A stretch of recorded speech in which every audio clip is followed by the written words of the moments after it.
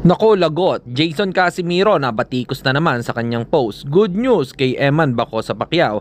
Ito ang pag-usapan natin, pero bago ang lahat, pakisubscribe po ng channel ko. Huwag nyo na rin kalimutan i-click ang notification bell para lagi kayong una sa balita.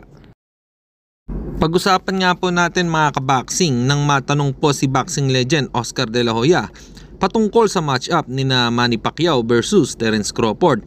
Ayon sa kanya, pinili ni De La Hoya ang prime matchup ni Crawford at ni Pacman at kumampi siya or mas pinili nito ang Filipino legend Manny Pacquiao.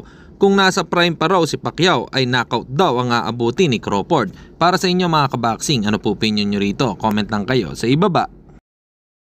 Samantalang dahil sa post po sa FB page ni Cuadrolas It's My Boy na may picture ng promoter nilang si Koki Kameda at may caption na paldo, ay tila nag-comment sa ibaba ay madami ang nainis kay Jason Casimiro dahil ayan na naman daw siya sa mga nilalagay nitong salita na hindi pinag-isipan.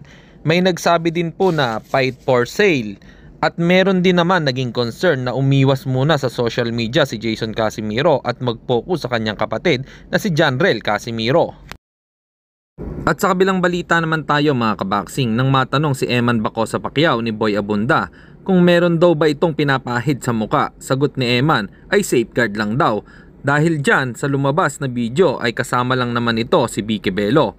Dahil dyan ay si Vicky Bello na po ang mag-aalaga sa kutis nito. Kaya naman mas lalong hahabulin ng kababaihan si Pinoy boxing heartthrob Eman Pacquiao.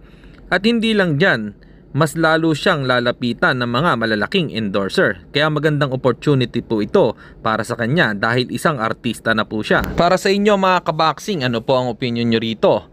Hanggang dito na lang muna ang ating balita. Dito na lang ang aking boxing news report. Babu!